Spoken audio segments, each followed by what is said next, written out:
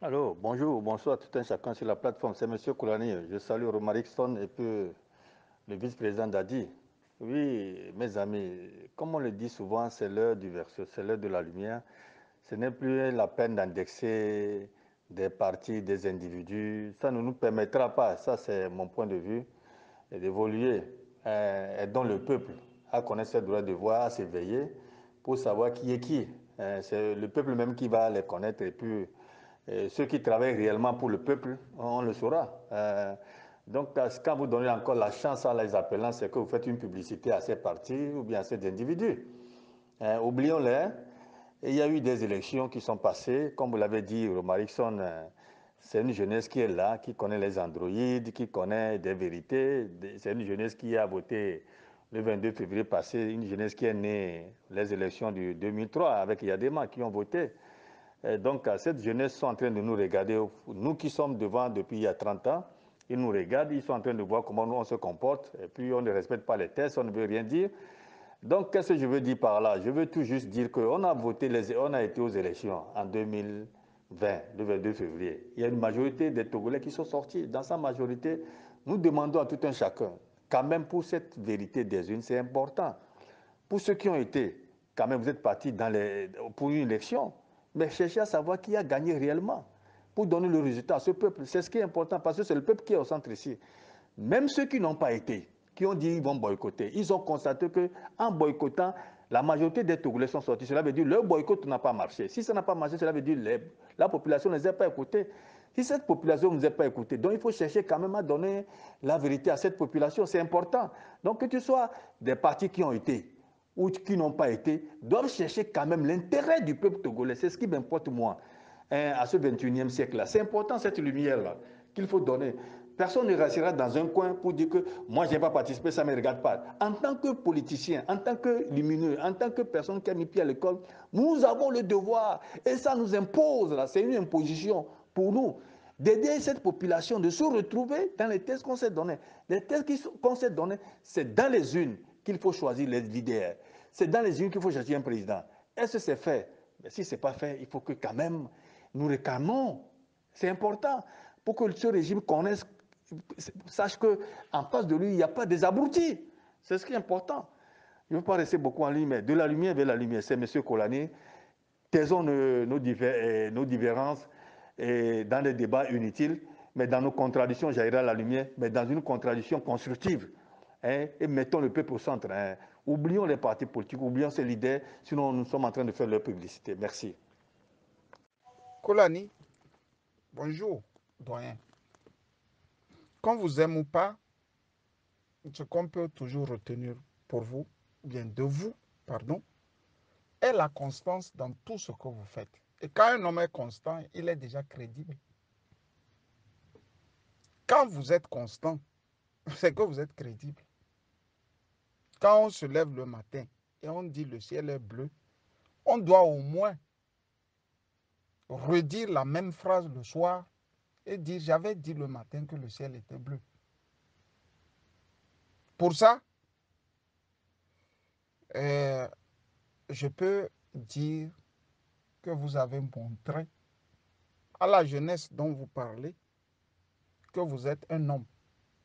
Et un Moba, c'est quelqu'un qui est fier de lui-même, de sa dignité et de sa personne. Monsieur Koulani, la vérité des urnes n'aura pas lieu au Togo, malheureusement. Qui veut dire vérité des urnes veut dire chasser, séance tenante, la dictature. C'est pour ça que Trimoa a dit que le code électoral dit qu'on ne doit pas compter bureau de vote par bureau de vote. C'est Trimoa qui le dit, que c'est notre code électoral. Qui dit comme ça? Vous voyez bien qu'ils ne sont pas loin de la junte birmane. Ceci dit, un ambassadeur est lequel d'un pays qu'on dit le plus puissant au monde a dit non.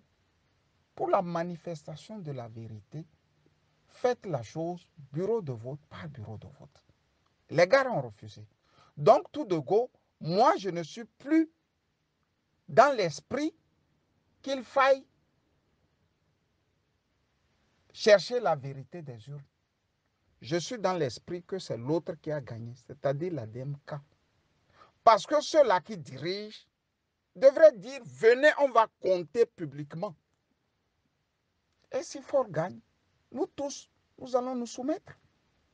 Comme ils ne veulent pas, et que c'est eux qui dirigent, donc ils tiennent l'appareil de l'État, il y a à se dire que ces gens n'ont pas voulu la manifestation de la vérité. Kolani, ce que nous allons faire, on va essayer aussi d'arrêter de dire la vérité des urnes. Et de penser désormais comment prendre les urnes là.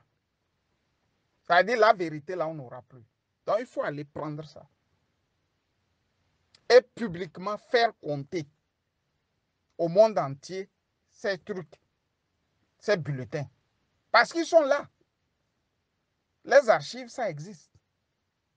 En Allemagne, il faut 30 ans pour les déchirer. Je ne sais pas au Togo combien d'années il faut pour déchirer les archives. Et il y a des souches. Vous voyez? Kolani, le peuple n'ira plus exiger la vérité des urnes. Le peuple doit les chasser. Et quand vous les chassez, vous appelez le monde entier. Venez, on va compter. C'est pour ça que les militaires sont là. Dans un pays sérieux, les militaires prennent leurs responsabilités pour ça. C'est comme ça de tous les temps. Vous voyez? La colonne vertébrale de tout un pays, de toute une nation, c'est son armée. Il se fait que chez nous, cette armée n'a rien d'armée.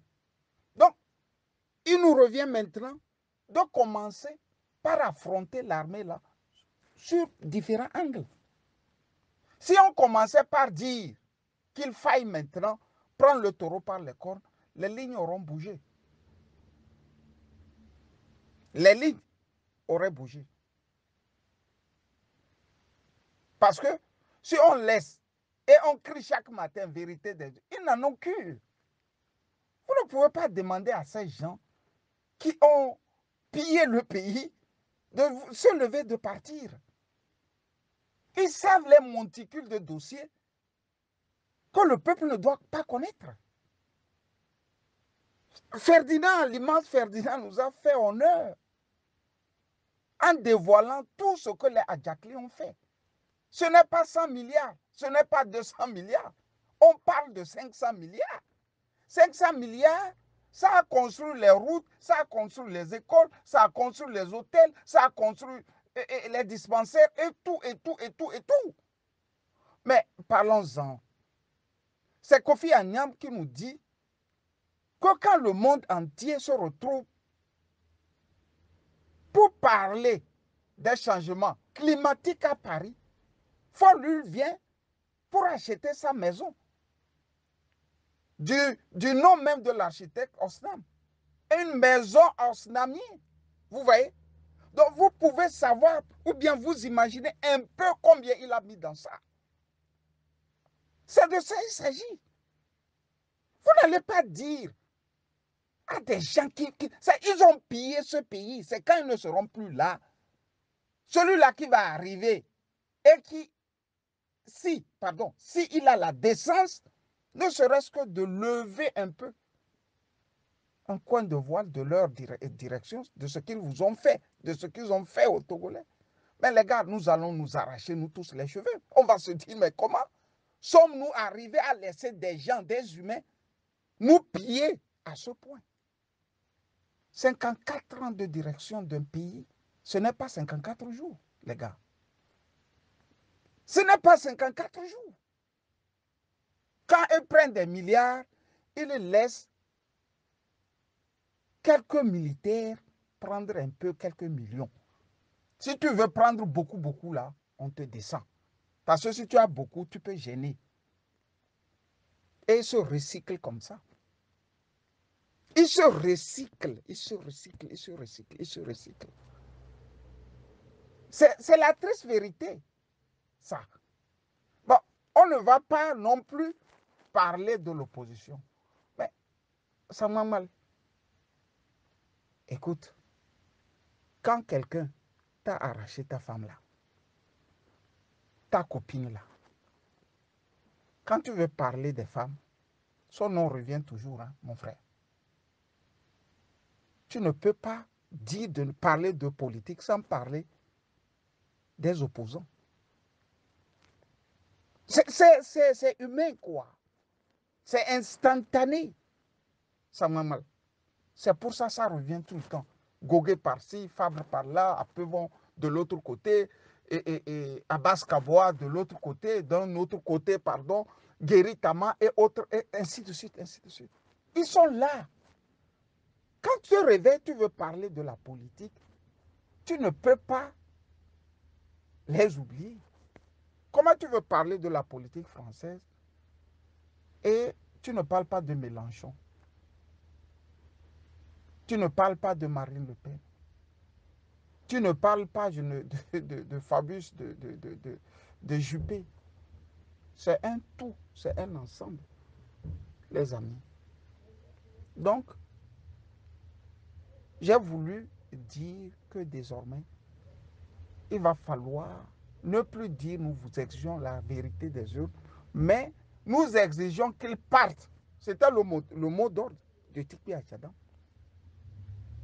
Nous exigeons qu'après avoir volé les élections, qu'ils partent. En criant comme ça, peut-être la communauté internationale dira, OK, comme le peuple n'est pas content, comptons. Comptons. Voilà. Parce que réciter chaque jour, nous voulons la vérité des unes, c'est comme tu viens chez quelqu'un qui t'a pris ta femme et tu es derrière le mur et tu dis, je veux que tu me ramènes ma femme. Je veux que tu me ramènes ma femme. Il est dedans, se moque de toi et tripote ta femme. Ce qu'il faut faire, tu casses les murs et tu l'affrontes dedans. J'ai parlé. Bonne journée à vous tous et que Dieu vous protège et vous garde.